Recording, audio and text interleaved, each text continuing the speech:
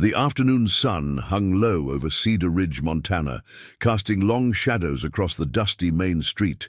Eleanor Hayes stood outside the general store, her fingers trembling as she gripped the telegram that had just arrived. 34 years old, unmarried, and now completely alone in the world. Her Aunt Margaret, the last living relative who had taken her in after her parents died, was gone. The small boarding house in Philadelphia, where Eleanor had worked for the past 12 years, would be sold.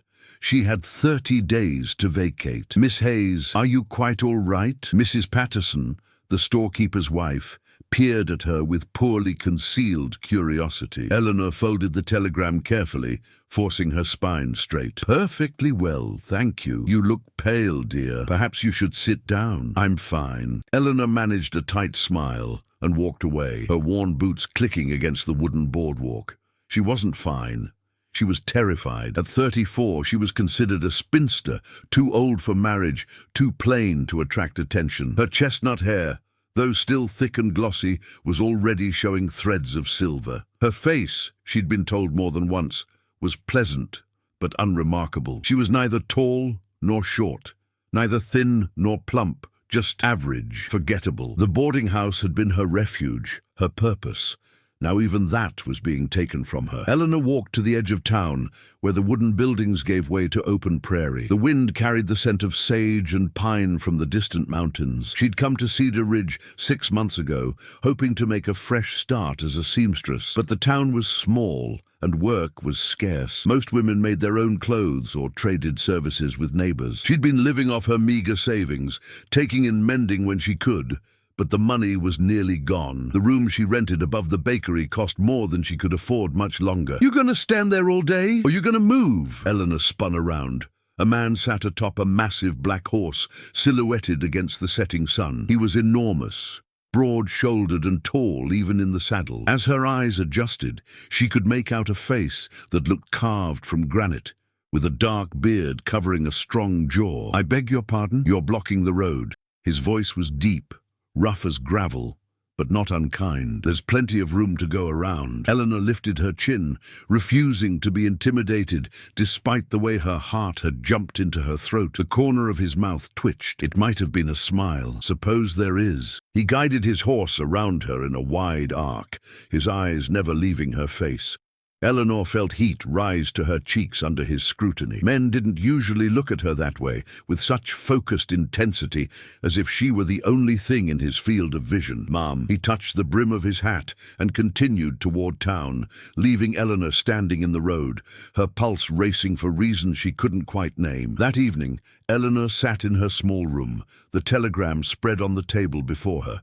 She'd read it so many times the words were seared into her memory. She needed a plan, needed to figure out where to go, what to do. A knock at the door startled her. "Miss Hayes?" The bakery owner, Mr. Chen, stood in the hallway. "There's a gentleman downstairs asking for you." Eleanor's stomach clenched. She owed nothing to anyone, but unexpected visitors were rarely good news. She smoothed her skirt and descended the narrow stairs. The man from the road stood in the bakery's front room, his hat in his hands. Without the harsh sunlight behind him, she could see him more clearly. He was younger than she'd thought, perhaps 40, with dark hair and eyes the color of amber. His face was weathered but handsome, in a rough, unpolished way. "Miss Hayes," he nodded. "Name's Jacob Thornton. I own the Triple T Ranch, about 10 miles north of here." "Mr. Thornton." Eleanor folded her hands at her waist, trying to project a calm she didn't feel. "What can I do for you? Heard you're a seamstress. That right?" "I am." "And a good cook?" Eleanor blinked. Yes, I can cook." "You looking for work?" Her heart began to pound. "That depends on the work." Jacob shifted his weight, looking uncomfortable. "I need a housekeeper. My wife died 2 years ago, got 3 kids, youngest is 5. House is falling apart, kids are half wild, and I'm about at my wit's end, trying to keep everything together on my own." "I see." Eleanor's mind raced. "And you're offering me this position? If you're willing. Can't pay much, but room and board are included. You'd have your own quarters, separate from the main house. Honest work, nothing improper." "Why me, Mr. Thornton? Surely there are younger women in town who'd jump at such an opportunity." His jaw tightened. "Tried the young ones. They either wanted to get married or couldn't handle ranch life. Figure a woman your age might be more sensible, more settled." "A woman Her age. There it was again, that reminder that she was past her prime, too old to be considered for anything but practical positions that no one else wanted. But beggars couldn't be choosers. When would you need me to start? Tomorrow, if you're able. Eleanor took a breath. I'll need to gather my things. I can be ready by morning. Something flickered in Jacob's eyes. Relief, maybe, or surprise that she'd agreed so quickly. I'll pick you up at dawn. We've got a long ride ahead. After he left, Eleanor climbed back to her room and stared at her few possessions. Everything she owned fit into 2 trunks and a carpet bag. At 34 years old, this was all she had to show for her life. She should feel grateful for the job offer. It was more than she'd had an hour ago, but a small, traitorous part of her heart whispered that she'd hoped for something different when she came west. Not just survival, but perhaps happiness, a chance at the kind of life she'd watched other women have while she stood on the sidelines. Stop it, she told herself firmly. Romance was for young girls with pretty faces and bright futures. She was a practical woman who needed practical solutions. She began to pack. Dawn came cold and grey. Eleanor stood outside the bakery with her trunks, her breath forming small clouds in the crisp air. She'd left payment for her room on Mr. Chen's counter, along with a brief note of thanks. The sound of hoofbeats announced Jacob's arrival. He came with a wagon this time, pulled by 2 sturdy horses. He climbed down without a word and loaded her trunks into the back, his movements efficient and practiced. You warm enough? He glanced at her thin shawl. I'll manage. He disappeared around the side of the wagon and returned with a heavy wool blanket. Take this. Gets colder the farther north we go. Eleanor accepted the blanket, surprised by the gesture. Thank you. The ride north was long and mostly silent. Jacob wasn't much for conversation, responding to her few attempts with grunts or single-word answers. Eleanor eventually gave up and watched the landscape change around them. The prairie gave way to rolling hills, then to forests of pine and aspen. The air smelled clean and sharp, so different from the coal smoke and crowded streets of Philadelphia. Despite her uncertainty about what lay ahead, Eleanor felt something loosen in her chest. Out here, there was space to breathe. That's the Triple T. Jacob pointed to a cluster of buildings in a valley below. The ranch was larger than Eleanor had expected. A 2-story log house sat at the center, surrounded by several barns, corrals, and smaller outbuildings. Cattle dotted the distant hillsides like brown and white stones. As they drew closer, Eleanor could see the house needed work. The porch sagged in places, paint peeled from the window frames, and the yard was overgrown with weeds. But the bones were good, the structure solid. Before Jacob could help her down from the wagon, the front door burst open and 3 children tumbled out. "Pa's home!" The smallest one, a girl with wild blonde curls, ran toward them. "Sarah, careful!" Jacob caught her mid-run, swinging her up into his arms. "What did I tell you about running around barefoot?" "But my shoes hurt." "Then we'll get you new ones." He set her down and turned to the other 2 children, a boy of about 8 with serious brown eyes, and a girl perhaps 10 years old, both watching Eleanor with wary expressions. "This is Miss Hayes. She's going to be staying with us, helping out around the house. Miss Hayes, these are my children. That's Thomas, Mary, and the wild one here is Sarah." "Hello!" Eleanor smiled at them, but only Sarah smiled back. Thomas and Mary continued to stare with the suspicious intensity of children who'd learned to be cautious around strangers. "Let me show you where you'll be staying." Jacob led her around the main house to a smaller cabin about 50 feet away. It was simple but clean, with a bed, a stove, a table and chairs, and a trunk for her belongings. "Built this for my mother before she passed. Hasn't been used in a while, but it's sound." Eleanor set down her carpet bag and looked around. The cabin was cold, but she could see it had potential. Windows faced east, which would catch the morning light. Someone had built shelves along one wall, and there was even a small mirror above the washstand. "It's perfect." "Thank you." Jacob nodded, his expression unreadable. "I'll bring your trunks. Give you time to settle in, then I'll show you around the main house." After he left, Eleanor sat on the bed and let out a long breath. The mattress was thin but serviceable. The stove would need to be lit, and she'd need to fetch water from somewhere. But this was hers, a space of her own, however temporary. She unpacked quickly, hanging her 2 good dresses and storing her other belongings in the trunk. Then she washed her face and hands, pinned up her hair properly, and went to face her new responsibilities. The main house was chaos. Dishes were piled in the sink, unwashed.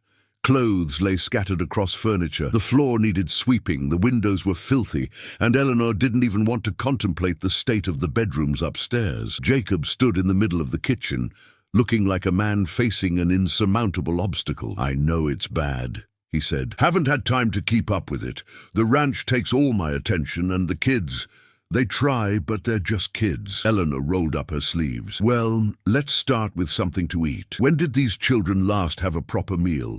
Jacob scratched his beard. "We had beans yesterday, and bacon this morning." "Beans and bacon." Eleanor opened the pantry and surveyed the contents. At least it was well stocked with staples. "Mr. Thornton, I'm going to need help getting water heated for dishes and laundry.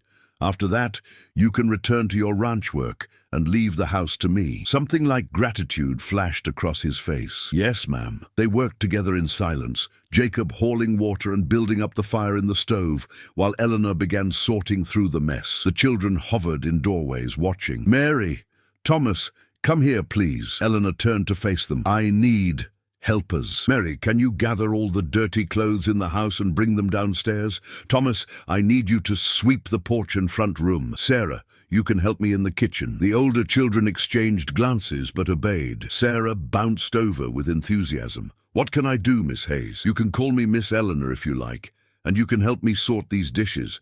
Clean ones go on the table, dirty ones stay in the sink." By midday, the kitchen was beginning to look livable. Eleanor had bread rising, stew simmering on the stove, and 3 children who were starting to warm to her presence. "Miss Eleanor," Sarah tugged on her skirt, "are you going to marry Pa?" Eleanor nearly dropped the pot she was holding. "What?" "No, sweetheart. I'm just here to help with the housework. The last lady wanted to marry him. She told Mary that Pa was rich, and she was going to make him shave his beard." "Sarah." "Hush." Mary appeared in the doorway, her face red. "You're not supposed to talk about that."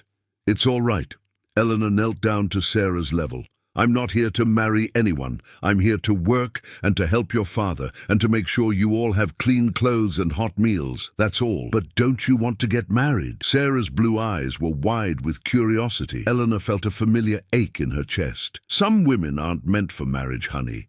Now why don't you go wash up? Dinner will be ready soon." That evening, Eleanor served the first real meal the Thornton family had eaten in months. Pot roast with carrots and potatoes, fresh bread, and apple pie made from dried fruit she'd found in the pantry. Jacob ate 3 helpings in silence, while the children devoured everything in sight. When the meal was finished, he pushed back from the table and looked at Eleanor with an expression she couldn't quite read. "That was... Thank you, Miss Hayes. You're welcome. Kids, help clear the table. Then upstairs to wash up before bed." There was the usual chorus of complaints, but they obeyed. After they'd gone, Jacob lingered in the kitchen doorway. "I want you to know," he said slowly, "what Sarah said earlier about the other woman. That's not why I hired you. I'm not looking for a wife. I just need someone to help with the house and the kids." "I understand, Mr. Thornton. You've made your expectations clear." "Good." He shifted his weight. "And Miss Hayes, that meal, it was the best thing I've eaten in 2 years. The kids, too. I saw their faces." Eleanor felt warmth spread through her chest at the simple praise. "I'm glad I could help." After he left, Eleanor cleaned the kitchen until everything gleamed, then returned to her cabin. She was exhausted, her back ached, and her hands were red from hot water and lye soap. But as she lit the lamp and prepared for bed, she realized something surprising. For the first time in months, she felt useful, needed, maybe even wanted, in a practical sort of way. It wasn't romance or adventure, but it was something. The days fell into a rhythm. Eleanor woke before dawn, started fires, prepared breakfast, and managed the endless tasks that came with running a household for 4 people. She mended clothes, scrubbed floors, baked bread, tended a kitchen garden, and helped Mary and Thomas with their lessons in the evenings. Jacob was often gone from dawn until dusk, working the ranch with his 2 hired hands. When he was home, he was quiet but not unkind. He thanked her for meals, asked if she needed anything from town, and occasionally helped with heavy tasks without being asked. The children slowly opened up to her. Sarah attached herself to Eleanor's skirts, chattering constantly and asking endless questions. Thomas remained reserved, but started bringing her small gifts. Wildflowers, smooth stones, a bird's nest that had fallen from a tree. Mary was the most guarded, watching Eleanor with wary eyes, as if waiting for her to leave like others had. 3 weeks passed. The house transformed from chaos into order. Eleanor planted herbs in the kitchen garden, sewed new curtains for the parlor, and even started mending the sagging porch with Thomas's help. One evening, as she was hanging laundry in the fading light, Jacob approached from the barn. "Miss Hayes, got a minute?" "Of course." Eleanor pinned the last shirt to the line. "I wanted to say—" He paused, seeming to struggle with words. "The house, the kids, everything. You've done more in 3 weeks than I managed in 2 years. I'm grateful. I'm just doing my job, Mr. Thornton. It's more than that." He looked at her directly, and Eleanor felt her breath catch at the intensity in his amber eyes. "You care about them. The kids, I can see it. They're good children. They just needed some attention. They needed a mother." The words hung in the air between them. Jacob cleared his throat. "What I mean is, they needed someone like you, someone patient and kind, someone who sees them as more than just work." Eleanor's heart was beating too fast. "I enjoy spending time with them, and they with you. Sarah talks about you constantly. Thomas actually smiles now. Even Mary is coming around. I'm glad." Jacob took a step closer. Eleanor could smell leather and pine, and something distinctly masculine that made her pulse quicken. "How old are you, Miss Hayes, if you don't mind my asking?" 34. Eleanor lifted her chin, daring him to comment. "Everyone in town said you were too old, too plain, too set in your ways to be good for anything but mending and housework." His voice was low, almost angry. "They're blind fools, every one of them." Eleanor's mouth went dry. "Mr. Thornton." "Jacob, please." "Dear Jacob," she corrected, the name feeling strange on her tongue. "What are you saying?" "I'm saying—" He ran a hand through his dark hair, looking frustrated. "Hell, I don't know what I'm saying. Just that when I look at you, I don't see someone too old or too plain. I see a woman who's beautiful in ways those town gossips couldn't begin to understand." Eleanor couldn't breathe. No one had ever called her beautiful. Not once in her entire life. "You don't have to say things like that. I'm not good with words, Eleanor, but I don't say things I don't mean." He reached out, his calloused fingers brushing a strand of hair from her face. The touch sent shivers down her spine. "You've got the kindest eyes I've ever seen, and when you smile at my kids, when you hum while you're cooking, when you read to them by the fire, I can't take my eyes off you." "Jacob," Eleanor's voice came out as barely a whisper. "I know I hired you as a housekeeper. I know I said I wasn't looking for a wife. But these past 3 weeks, watching you with my children, seeing the way you've brought life back into this house, Eleanor, I can't stop thinking about you." Eleanor's mind reeled. This couldn't be happening. Men like Jacob Thornton didn't fall for women like her. This was some kind of mistake, or temporary gratitude, or— "I can see you don't believe me." Jacob's hand dropped to his side. "That's all right. I just wanted you to know. No expectations, no pressure, but I wanted to be honest." He turned to walk away, and something in Eleanor snapped. "Wait." Jacob stopped. "I'm 34 years old," Eleanor said, her voice shaking. "I've never been courted, never been kissed, never had a man look at me the way you're looking at me right now. I don't know what to do with this. I don't know if I can trust it." "I'm not asking you to trust it yet." Jacob moved back to her, slowly, as if approaching a skittish horse. "I'm just asking you to let me try. Let me show you that I mean what I say." "Why?" The word came out raw. "Why me?" "Because you're strong, because you're capable and smart, and you don't need rescuing, but you deserve someone who sees your worth." His voice dropped lower. "Because when I come home at night and see lamplight in your cabin window, I feel something I haven't felt in years. Hope." Eleanor's eyes burned with tears she refused to shed. "I'm afraid." "So am I." Jacob smiled, and it transformed his entire face. "But maybe we can be afraid together." He offered his hand. Eleanor looked at it for a long moment, then placed her fingers in his palm. His hand was rough, warm, strong.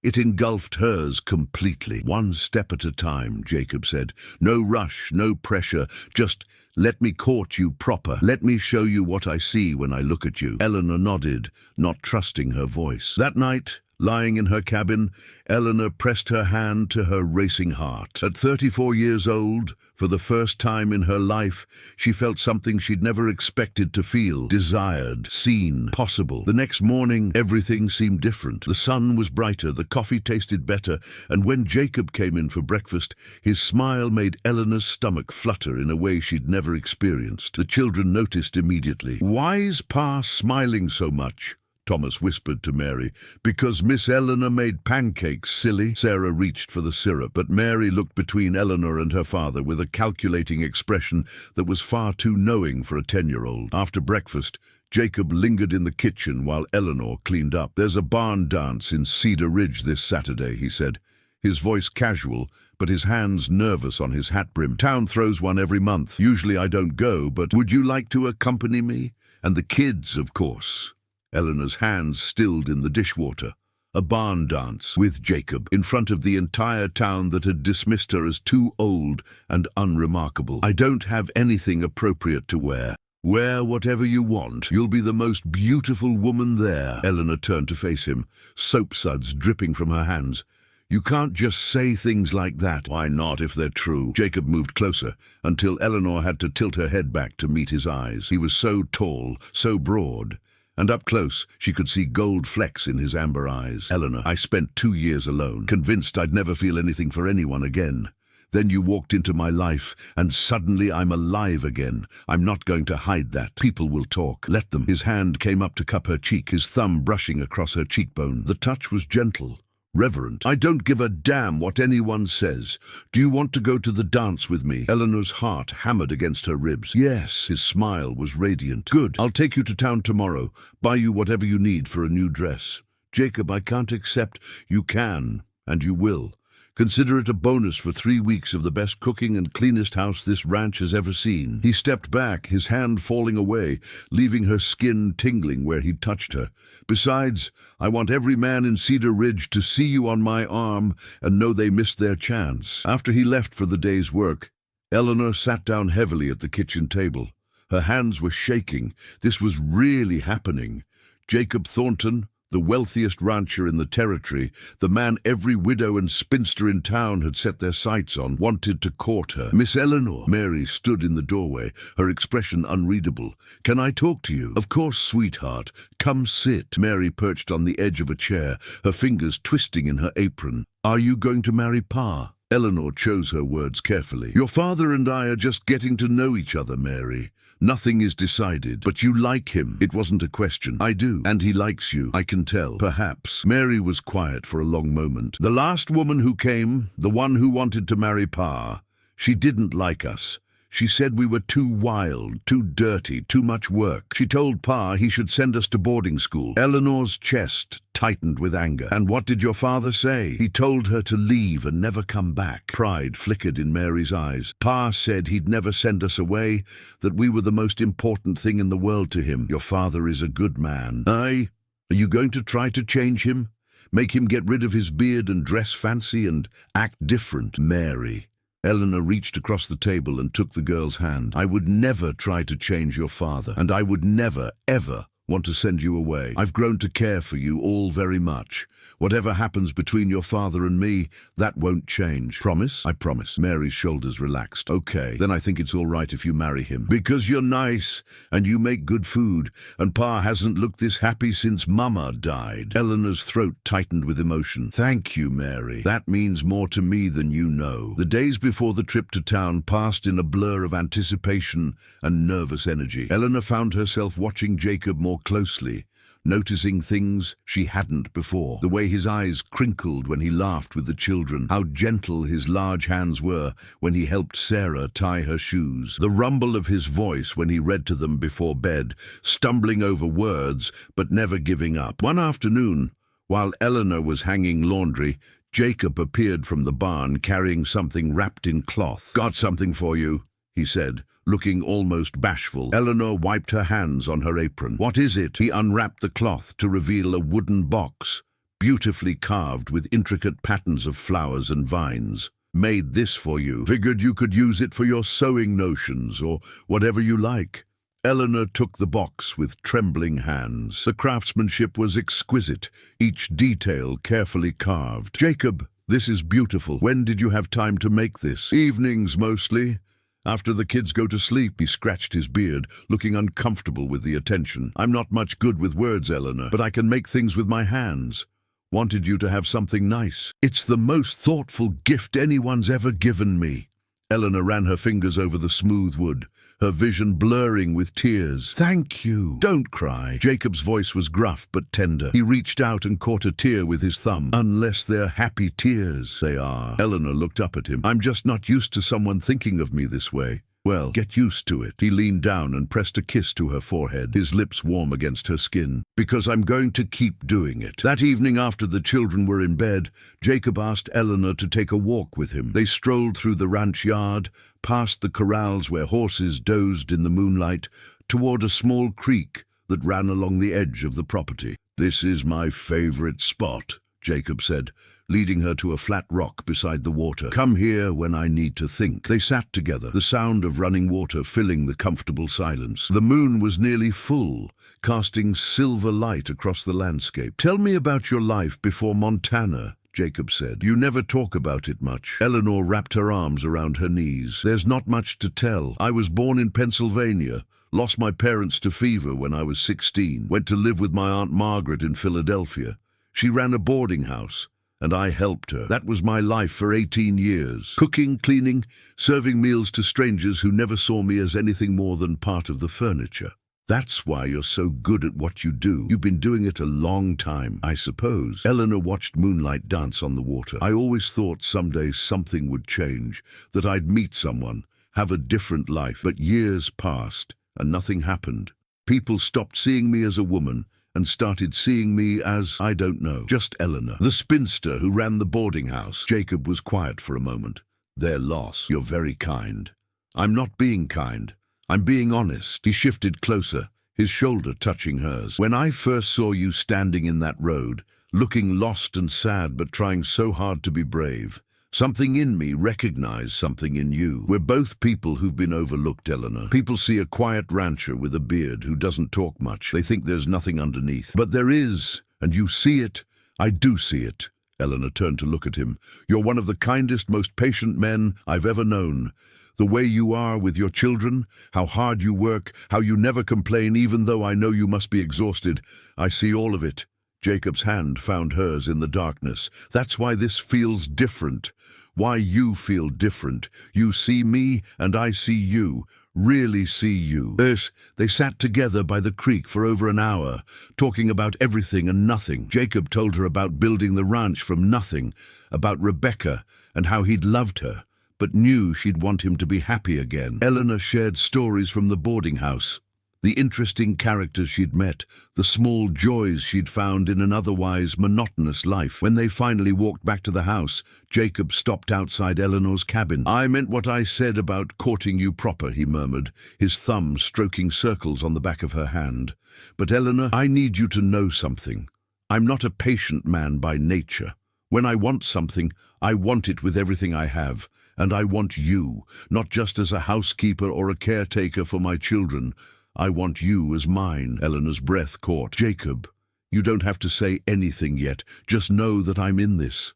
Completely. Whatever happens at that dance, whatever people say, I'm not backing down. I'm not letting you go." He kissed her hand one more time and then left her standing in the moonlight, her heart racing and her mind spinning. The next day, Jacob took Eleanor to town. The children stayed home with one of the ranch hands, giving them privacy for what felt like a significant outing.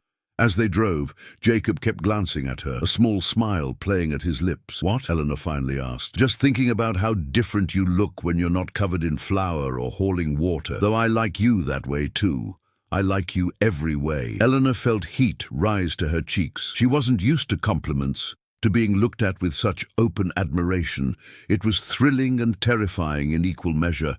At the general store, Mrs. Patterson's eyebrows nearly hit her hairline when Jacob and Eleanor walked in together. "Mr. Thornton, Miss Hayes, what a surprise." "Need some fabric, Mrs. Patterson?" The best you have. Jacob's hand rested on the small of Eleanor's back, a gesture both protective and possessive. For what purpose? Miss Hayes needs a dress for the barn dance. The silence in the store was deafening. 2 other women stopped their shopping to gawk. Mrs. Patterson recovered first. I see. Well, I have some lovely calico that would suit. No calico. Jacob moved to the shelves, pulling down a bolt of deep green silk that shimmered in the light. This. It matches her eyes. Mr. Thornton, that's very expensive. I'll take it. And whatever else she needs. Ribbons, thread, whatever. Eleanor's face burned with embarrassment and something else.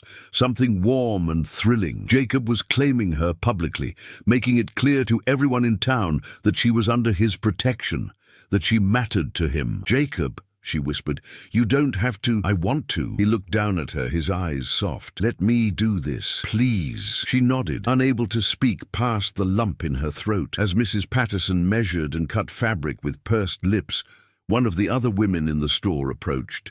It was Miss Abigail Winters, a blonde beauty of 22 who'd been trying to catch Jacob's attention for months. Mr. Thornton, I didn't know you were courting. Her voice was syrupy sweet, but her eyes were cold. Though I must say, I'm surprised by your choice. I would have thought you'd prefer someone more youthful. Eleanor stiffened, but Jacob's hand tightened on her back. Miss Winters, I prefer someone with substance. Someone who knows her own mind and doesn't simper or flatter. Someone who treats my children with genuine affection, not as obstacles to overcome. His voice was cordial but firm. Age has nothing to do with beauty or worth, and any man who thinks otherwise is a fool. Abigail's face flushed red. Well, I suppose some men do prefer settled women. I prefer Eleanor. Jacob's tone left no room for argument. Now, if you'll excuse us. As they left the store with their purchases, Eleanor was trembling. You didn't have to defend me like that. Yes, I did. Jacob helped her into the wagon, his hands lingering at her waist. You're mine to defend now, Eleanor. Get used to it. The possessiveness in his voice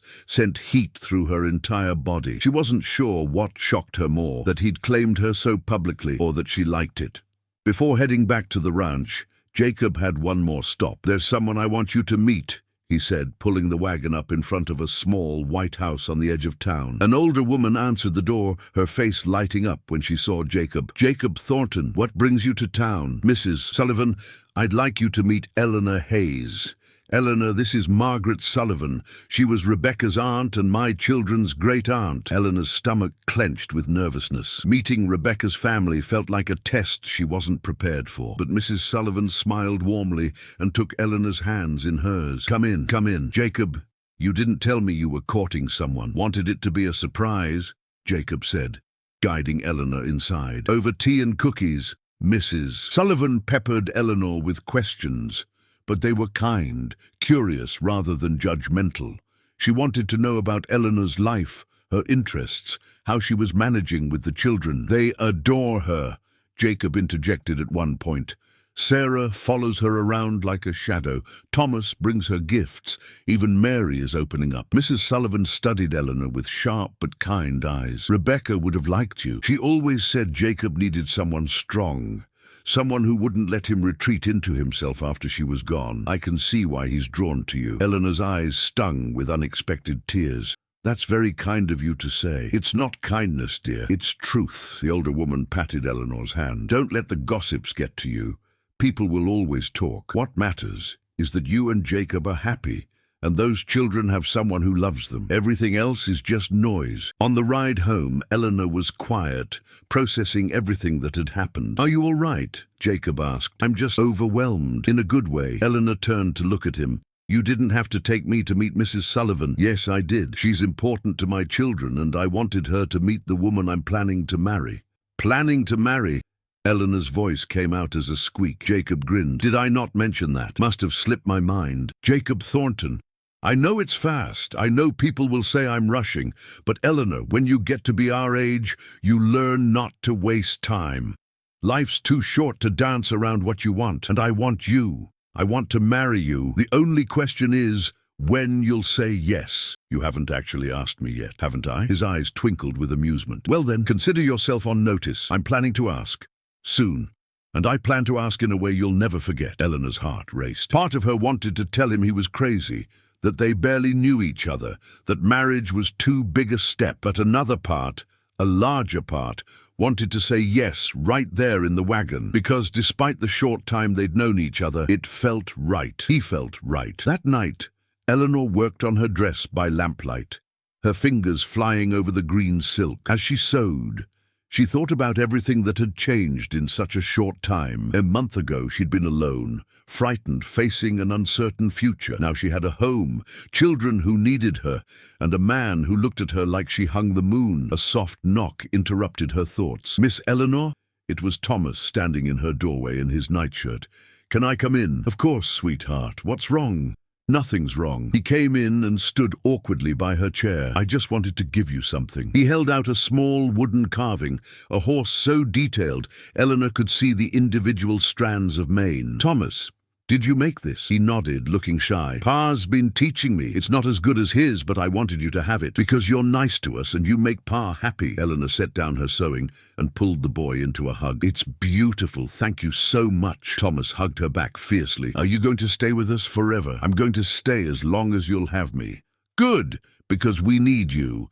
Pa needs you too, even though he tries to act all tough and stuff." Eleanor laughed through her tears. "Your father is very tough. And very good.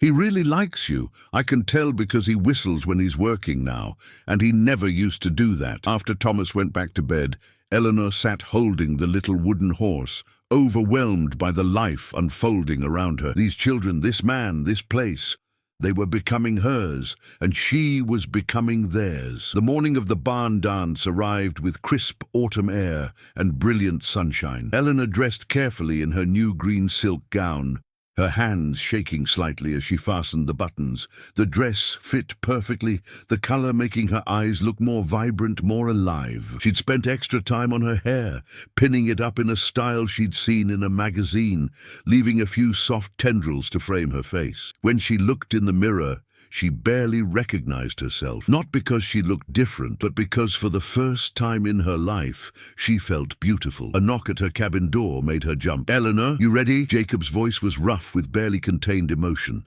She opened the door, and the look on his face made her breath catch. His eyes darkened as they traveled over her, from the top of her carefully arranged hair to the tips of her new shoes. "Sweet Jesus," he breathed. "Eleanor, I don't even have words. Is it too much? I can change." "Don't you dare." He stepped into the cabin and closed the door behind him, his eyes never leaving her face. "You're the most beautiful woman I've ever seen, and tonight, everyone in Cedar Ridge is going to know that you're mine." He reached into his pocket and pulled out a small velvet box. Eleanor's heart nearly stopped. "Jacob, it's not what you think. Not yet, anyway." He opened the box to reveal a pair of silver hair combs, delicate and beautiful. "These were my mother's. I want you to wear them tonight." "I can't accept these. They should go to Mary. Mary will get her grandmother's jewelry when she's older. But these, my mother would have wanted you to have them. She would have loved you, Eleanor. Your kindness, your strength. She would have been so happy that I found someone like you." With gentle hands, Jacob removed the combs Eleanor had been wearing and replaced them with his mother's. His fingers lingered in her hair, his touch sending shivers down her spine. "Perfect," he whispered. "You're perfect." Eleanor turned to face him, her hands resting on his chest. She could feel his heartbeat, strong and rapid beneath her palms. "I don't know what I did to deserve you. You existed." Jacob's hands came up to frame her face. "You walked into my life when I'd given up hope, and you reminded me what it feels like to want something more than just surviving another day. That's all you had to do, Eleanor. Just be yourself." He kissed her then, slow and deep and full of promise. Eleanor melted into him, her hands fisting in his shirt, and for a moment the whole world disappeared. There was only Jacob, only this, only the future stretching out before them like an endless horizon. When they finally broke apart, both breathing hard, Jacob rested his forehead against hers. "I have something to ask you," he murmured, "but I want to wait until tonight, until we're at the dance. I want the whole town to witness it." "Witness what?" "You'll see." He kissed her once more, quick and sweet. "Come on. The kids are waiting, and if we don't leave soon, I'm going to forget all my good intentions and keep you here all to myself." The next day, Jacob took Eleanor to town in the wagon. The children came along excited for the outing. As they drove down Main Street, Eleanor saw curtains twitch in windows, saw women pause in their conversations to stare. "Ignore them," Jacob murmured. "Let's get you that fabric for a dress." At the general store, Mrs. Patterson's eyebrows nearly hit her hairline when Jacob and Eleanor walked in together. "Mr. Thornton, Miss Hayes, what a surprise. Need some fabric, Mrs. Patterson, the best you have." Jacob's hand rested on the small of Eleanor's back, a gesture both protective and possessive. For what purpose? "Miss Hayes needs a dress for the barn dance." The silence in the store was deafening. Two other women stopped their shopping to gawk. Mrs. Patterson recovered first. "I see. Well, I have some lovely calico that would suit—" "No calico." Jacob moved to the shelves, pulling down a bolt of deep green silk that shimmered in the light. "It matches her eyes." "Mr. Thornton, that's very expensive." "I'll take it. And whatever else she needs. Ribbons, thread, whatever." Eleanor's face burned with embarrassment. And something else. Something warm and thrilling. Jacob was claiming her publicly, making it clear to everyone in town that she was under his protection, that she mattered to him. "Jacob," she whispered, "you don't have to." "I want to." He looked down at her, his eyes soft. "Let me do this, please." She nodded, unable to speak past the lump in her throat. As Mrs. Patterson measured and cut fabric with pursed lips, one of the other women in the store approached. It was Miss Abigail Winters, a blonde beauty of 22 who'd been trying to catch Jacob's attention for months. "Mr. Thornton, I didn't know you were courting." Her voice was syrupy sweet, but her eyes were cold. "Though I must say, I'm surprised by your choice. I would have thought you'd prefer someone more youthful." Eleanor stiffened, but Jacob's hand tightened on her back. "Miss Winters, I prefer someone with substance.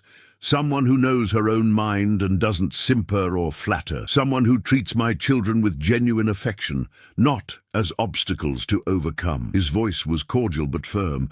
"Age has nothing to do with beauty or worth, and any man who thinks otherwise is a fool." Abigail's face flushed red. "Well, I suppose some men do prefer settled women. I prefer Eleanor." Jacob's tone left no room for argument. "Now, if you'll excuse us."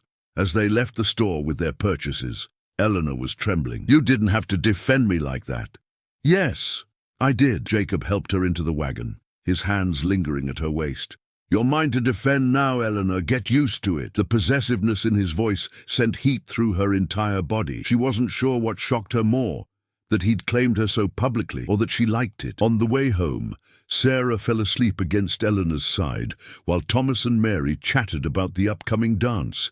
Jacob drove with one hand, the other resting near Eleanor's on the seat, close enough that their fingers occasionally brushed. "Thank you," Eleanor said quietly, "for the fabric, for standing up to Miss Winters, for everything. You don't have to thank me for treating you the way you deserve to be treated." Jacob's voice was low, meant only for her ears. "Though I'll admit it took considerable self-control not to tell that woman exactly what I think of her." "What do you think of her?" "That she's a shallow, vain creature who wouldn't last a day as a ranch wife. That she sees people as opportunities, not as human beings. That she has 1/10 of your kindness and 1/100th of your beauty." Eleanor laughed softly. "You're biased." "Damn right I am." He glanced at her, his expression serious. "Eleanor, I need you to understand something. When I look at you, I don't see someone too old or too plain. I see a woman who's lived enough to know her own worth, who doesn't need constant praise or attention, who can be strong when she needs to be and soft when she chooses to be. That's what I want. That's what I need. I'm not used to being wanted." "Then get used to it." His hand finally fully covered hers. "Because I'm not going anywhere, and neither are you." The week leading up to the dance was both wonderful and terrifying. Eleanor sewed her new dress in the evenings, her fingers flying over the green silk. It was the most beautiful thing she'd ever owned. Jacob found excuses to be near her constantly. He'd come in for coffee mid-morning, stay to help with dishes after dinner, walk her to her cabin at night. They talked about everything: his life before Montana, her years in Philadelphia, his marriage to Rebecca, and how he'd loved her, but in a different way than what he was beginning to feel for Eleanor. "Rebecca and I were young when we married," he told her one evening, as they sat on the porch after the children were in bed. "We grew into love over time. It was comfortable, steady. But with you, Eleanor, It's different. It's like lightning striking, fast and bright and consuming. Eleanor's hands twisted in her lap. That frightens me. Why? Because I'm not used to lightning. I'm used to being invisible, insignificant. What if you wake up one day and realize I'm just ordinary after all? Jacob leaned forward, his elbows on his knees, his face intense. Eleanor Hayes, there is nothing ordinary about you. You're the strongest woman I've ever met. You packed up your entire life and came west alone. You walked into a disaster of a house and 3 half-wild children and didn't bat an eye. You work from sunup to sundown without complaint. You're patient and kind, and you make the best damn apple pie I've ever tasted. Despite herself, Eleanor smiled. That's your criteria, apple pie? It's one of many. He reached over and took her hand. But more than that, you make me want to be better. You make me want to come home at night instead of hiding in the barn until I'm too tired to think. You make me remember what it feels like to hope for something more than just surviving another day. Jacob, Eleanor's voice shook. I'm falling in love with you and it terrifies me. His grip on her hand tightened. Good, because I'm already there, and it's better with company. He lifted her hand to his lips and pressed a kiss to her knuckles, his beard soft against her skin. The intimacy of the gesture stole Eleanor's breath. The dance is tomorrow, Jacob murmured against her hand. Let me show everyone in Cedar Ridge that you're mine. Let me be proud of you. I'm already yours, Eleanor whispered. I think I have been since the day you offered me work instead of pity. Jacob's eyes darkened. Eleanor, I want to kiss you. May I? Her heart nearly stopped. Yes. He moved slowly, giving her time to change her mind. But Eleanor didn't want to change her mind. She wanted this, wanted him, with an intensity that shocked her. When his lips met hers, it was gentle, reverent, as if she was something precious. His hand came up to cup her face, his thumb stroking her cheekbone. Eleanor's first kiss, at 34 years old, and it was everything she'd never dared to dream. When they parted, Jacob rested his forehead against hers. I want to marry you, Eleanor. Not right away, not until you're ready, but I want you to know my intentions are honorable. I want to court you properly and then make you my wife. Eleanor's eyes stung with tears. I never thought anyone would want me that way. Then everyone you've known before me was an idiot. He kissed her forehead, her cheeks, the tip of her nose.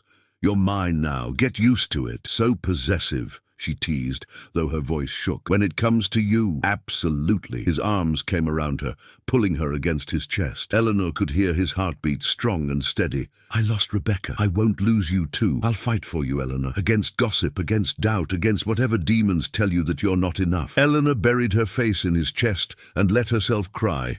Not from sadness, but from relief, from joy, from the overwhelming realization that at 34 years old, when everyone had told her it was too late, she'd found something real. The night of the barn dance arrived. Eleanor dressed carefully in her new green silk gown. She'd styled her hair in a way she'd seen in a magazine, pinning it up with the silver combs Jacob had quietly left on her doorstep that morning. When she emerged from her cabin, Jacob was waiting by the wagon, and the look on his face made all her nervousness disappear. Eleanor, his voice was rough. You're stunning. It's just a dress. It's not the dress. He came to her, his hands framing her face.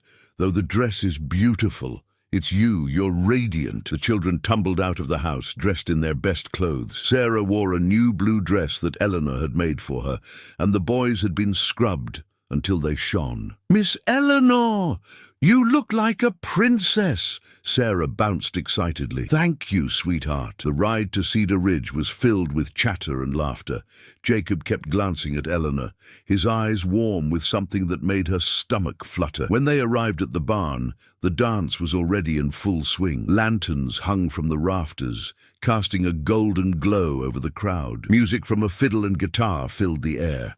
The moment they walked in together, conversation faltered. All eyes turned to them. Eleanor's instinct was to shrink back, but Jacob's hand found the small of her back, steady and sure. Ignore them, he murmured. Dance with me. He led her to the dance floor as the musicians struck up a waltz. Jacob's hand settled at her waist, his other hand clasping hers, and they began to move. I don't know how to waltz very well, Eleanor confessed. Just follow my lead. I've got you. And he did. Jacob guided her through the steps, with surprising grace for such a large man. Eleanor was hyper-aware of his hand at her waist, the heat of his body, the way he looked at her, as if she were the only person in the room. "Everyone's staring," she whispered. "Let them." Jacob spun her gently. "They're realizing what I already know. That you're extraordinary." "Jacob Thornton, you're going to turn my head with all this flattery." "Good. That's my intention." His hand tightened at her waist, pulling her infinitesimally closer. "I want you to see yourself the way I see you." As they danced, Eleanor caught glimpses of faces in the crowd. Mrs. Patterson looked stunned. Abigail Winters was practically spitting venom. But there were other expressions too. Understanding from some of the older women, approval from a few men, and something like envy from young wives watching Jacob's obvious devotion. When the song ended, Jacob didn't release her immediately. "Thank you for the dance. Thank you for asking. I plan to ask again, and possibly monopolize your entire evening. I think I can live with that." Throughout the night, Jacob stayed close to Eleanor's side.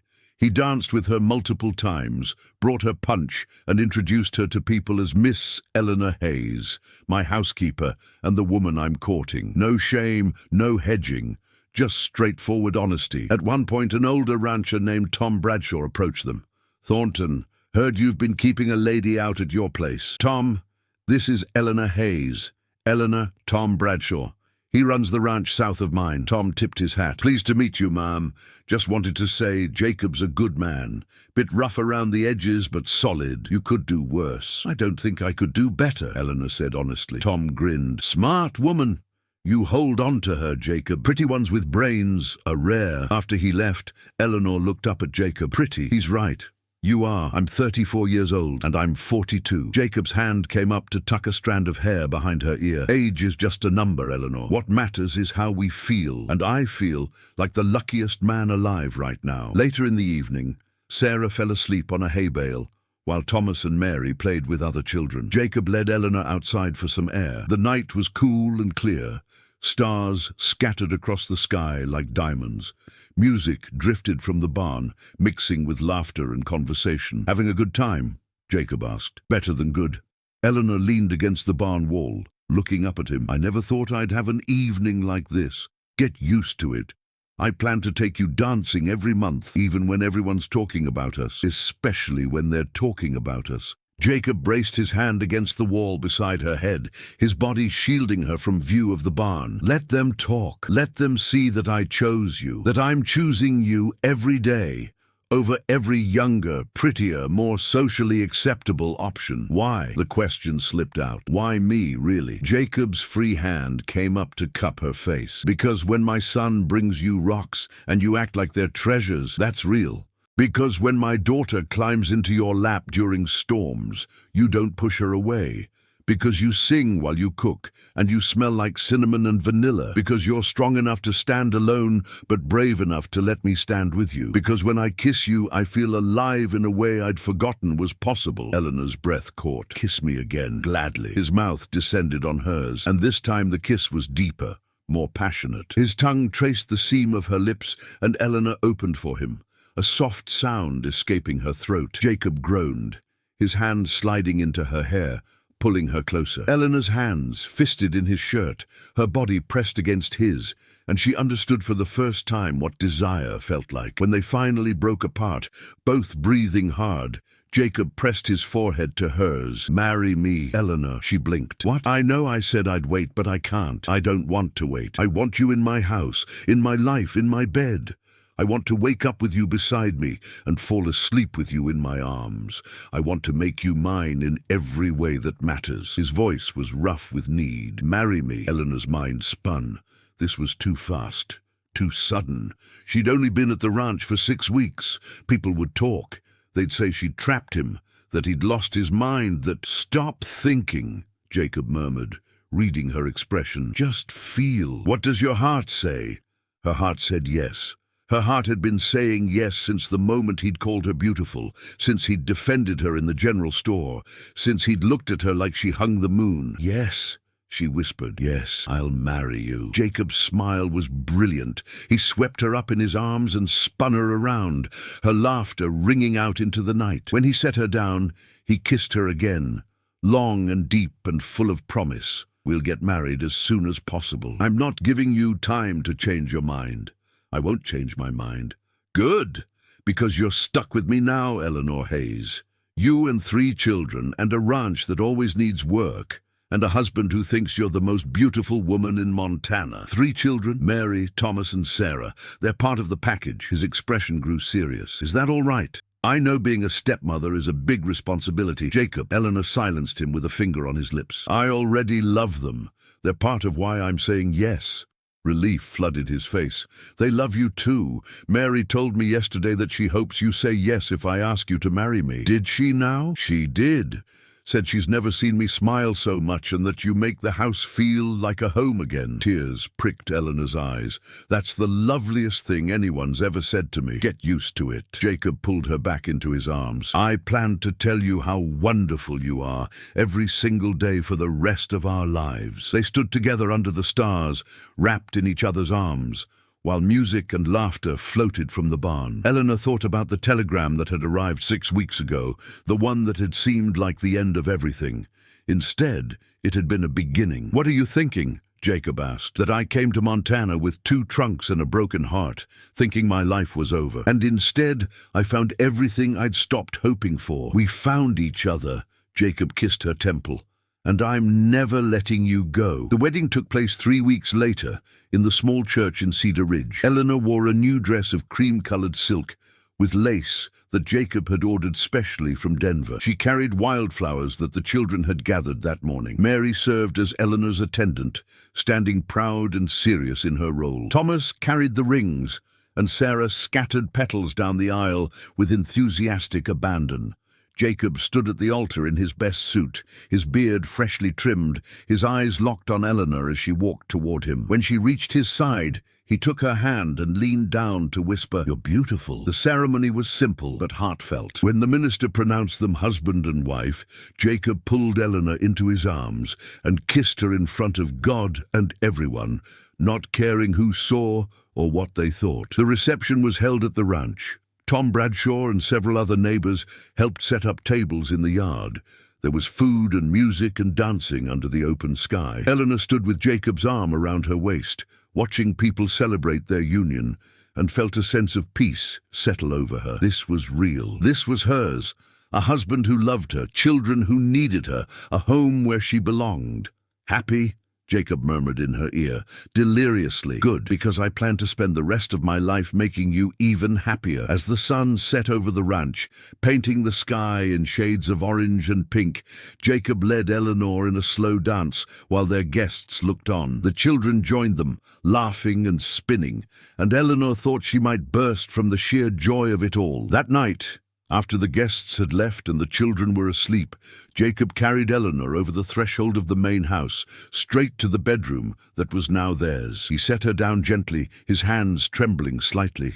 I want to make love to you, Eleanor, but we'll go as slow as you need. I know this is new for you. Eleanor reached up to touch his face, her thumb tracing over his lips. I trust you. I'll be gentle. I promise. And he was. Jacob undressed her with reverence, his hands and mouth exploring every inch of her body as if she were precious, sacred. He whispered words of love and praise against her skin, making her feel beautiful in a way she'd never imagined possible. When they finally came together, Eleanor understood what all the fuss was about. This wasn't just physical pleasure, though there was plenty of that. It was connection, intimacy, 2 souls finding each other in the darkness. Afterward, Eleanor lay in Jacob's arms, her head on his chest, listening to his heartbeat. I love you, she whispered. I love you too. Jacob's arms tightened around her. Thank you for saying yes. Thank you for taking a chance on a gruff rancher and his wild children. Thank you for seeing me when everyone else looked right through me.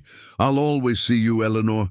Always. The years that followed were not without challenges. The ranch demanded constant work. The children went through difficult phases, and there were times when money was tight. But through it all, Jacob and Eleanor faced everything together. They had 2 more children, a son they named James, and a daughter named Rebecca, after Jacob's first wife. Mary, Thomas, and Sarah never felt displaced. Eleanor loved all 5 children equally and fiercely. The ranch prospered under their joint management. Eleanor's careful household management and Jacob's ranching expertise made the Triple T one of the most successful operations in Montana. But more than the success or the children or the prosperity, what mattered most was the love they'd built together. Every morning, Jacob would wake Eleanor with a kiss and tell her she was beautiful. Every night, they'd sit on the porch after the children were in bed. Eleanor in the rocking chair Jacob had made for her, his hand always finding hers. The people of Cedar Ridge eventually stopped talking about the unconventional match between the wealthy rancher and the too-old spinster. It was hard to gossip when everyone could see how happy they were, how well they worked together, how their children thrived. On their 10th anniversary, Jacob surprised Eleanor with a trip to town. He led her to the general store, where Mrs. Patterson greeted them warmly now and pulled down a bolt of deep green silk. "Remember this?" he asked. "The fabric from my first dress. I'm buying more. I want you to have another dress this color, because when I first saw you wearing it at that barn dance, when I saw you walking toward me with your head held high, despite everyone staring, that's when I knew for certain that you were the bravest, most beautiful woman I'd ever met." Eleanor's eyes filled with tears. "Jacob Thornton, you're going to make me cry. Cry if you want." He pulled her into his arms, right there in the store. "You're allowed to be emotional. You're allowed to be happy. You're allowed to take up space and be seen and be loved.